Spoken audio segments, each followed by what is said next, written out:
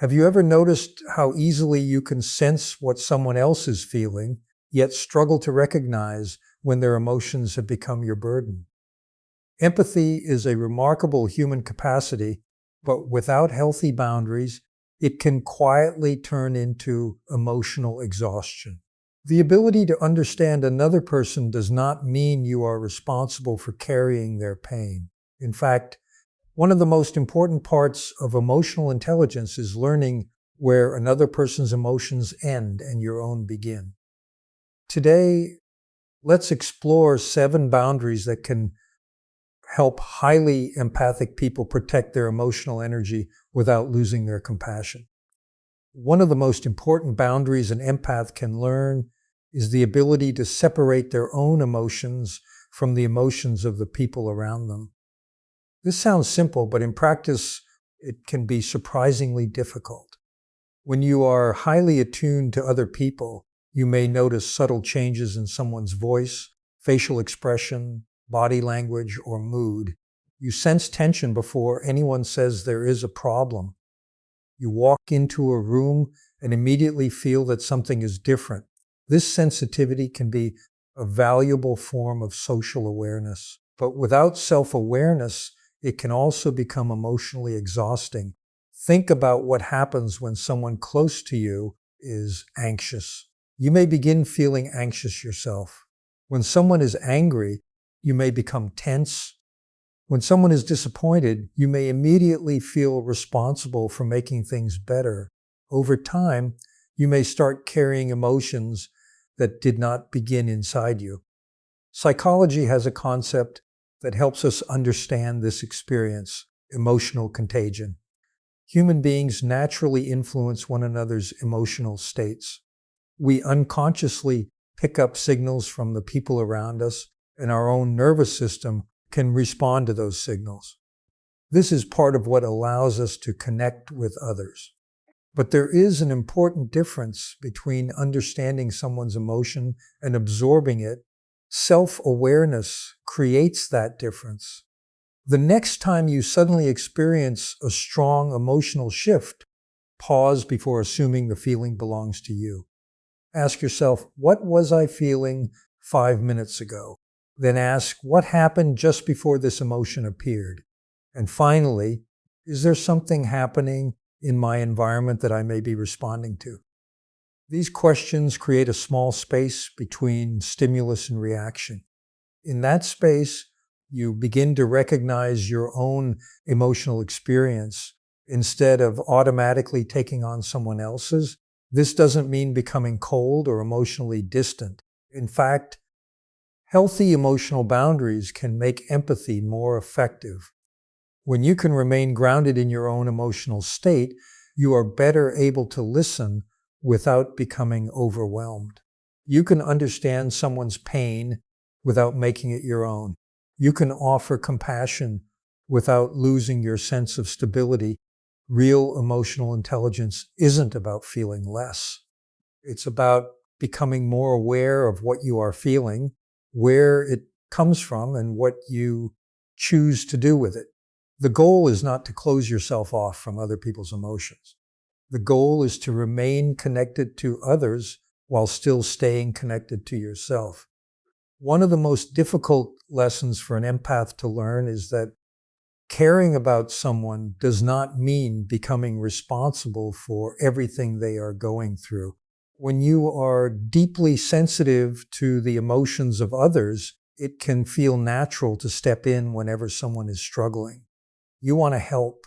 You want to make things better. And sometimes, without even realizing it, you begin to believe that another person's happiness depends on your ability to solve their problems.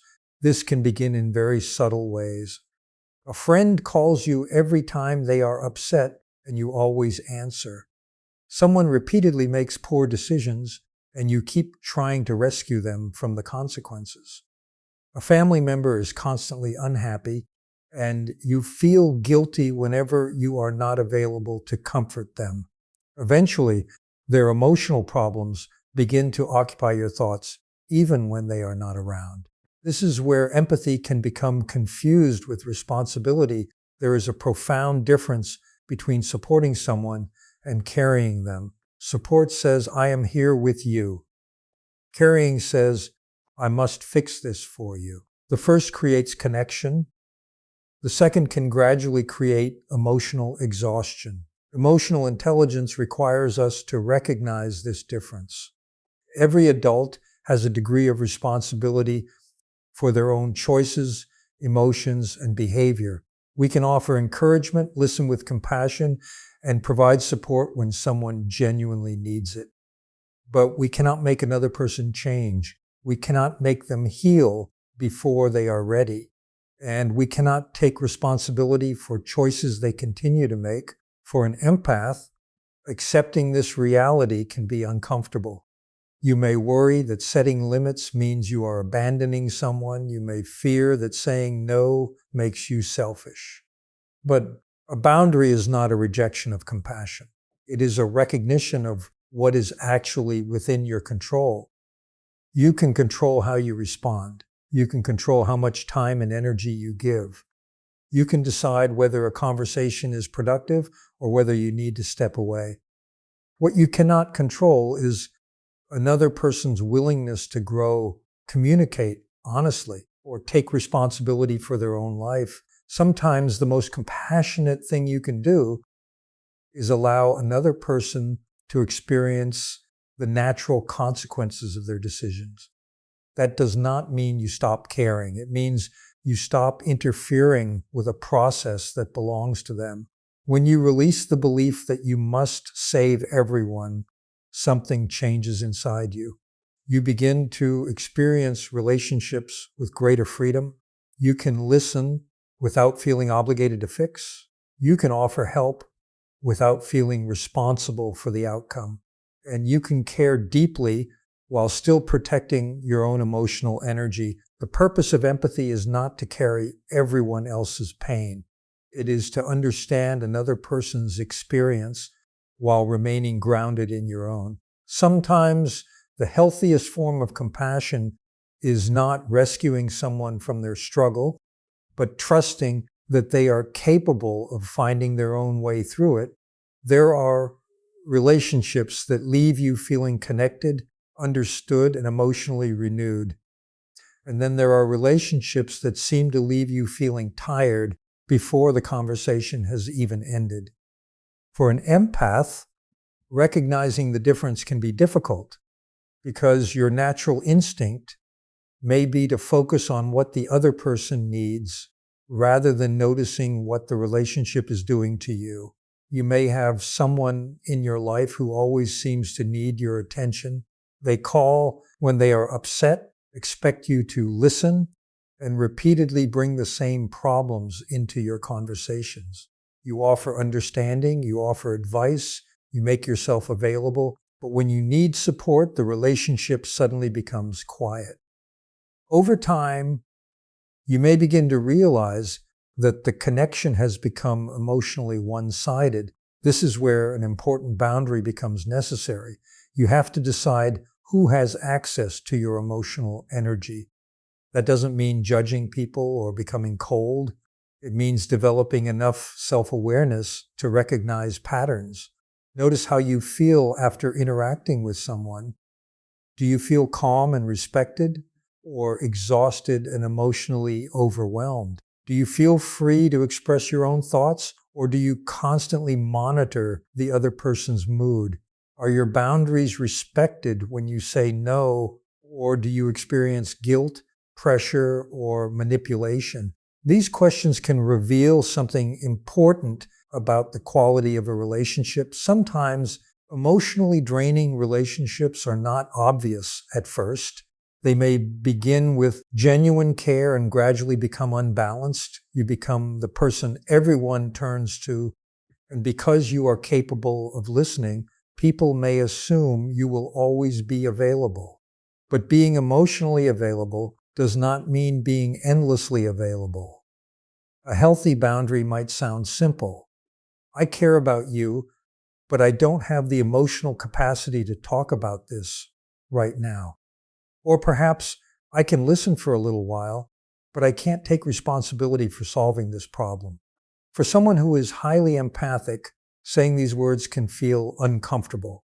You may experience guilt because you are used to putting other people's needs first. But guilt does not always mean you have done something wrong. Sometimes guilt is simply the emotional discomfort that comes with doing something unfamiliar. You are allowed to protect your attention. You are allowed to limit conversations that repeatedly leave you depleted. You are allowed to step back from relationships that consistently ignore your needs. The goal is not to remove difficult people from your life simply because they are struggling. Everyone has difficult seasons. The deeper question is whether there is mutual respect. Healthy relationships allow both people to have needs, emotions, and boundaries. When you learn to recognize emotionally draining patterns, you don't lose your empathy. You gain discernment. You begin to understand that compassion does not require unlimited access. You can care about someone and still create distance. You can wish someone well without becoming their emotional caretaker. Protecting your energy is not about caring less about people. It is about caring for yourself enough to make sure that your compassion does not come at the cost of your own emotional well-being. As we come to the end of this conversation, I want you to remember something important. Your empathy is not a weakness. Your ability to understand people, to feel deeply, and to care about what others are going through is a remarkable human strength. But even the strongest strengths need boundaries. You do not have to carry every emotion you encounter. You do not have to solve every problem placed in front of you. You do not have to make yourself emotionally available to everyone simply because you have the capacity to understand them. Protecting your energy is not selfish. It is an act of emotional intelligence. When you learn to recognize your own emotions, respect your limits, say no without guilt, and step away when you need to recover, you are not becoming less compassionate. You are learning to practice compassion without abandoning yourself. So as you move forward, I hope you remember to ask yourself, is this mine to carry? Sometimes that one question can create the space you need to breathe. Think clearly and choose a healthier response. Be kind, but don't forget to be kind to yourself. Listen to others, but remember to listen to your own inner voice. Give freely, but never believe that you must give everything you have just to prove that you care. Your energy matters. Your emotional well-being matters. And your boundaries matter. Thank you for spending this time with me and for being willing to reflect on something so deeply important. I hope these ideas help you create healthier relationships, stronger emotional boundaries, and a greater sense of peace within yourself. Take care of your mind. Protect your energy. Keep growing in self-awareness and never be afraid to choose what is healthy for you. I wish you strength for the boundaries you need to set, courage for the conversations you need to have, and peace for the journey ahead. Thank you for listening. And most importantly, I wish you the very best of luck on your journey toward a healthier, calmer, and more emotionally balanced life. Take care and keep moving forward.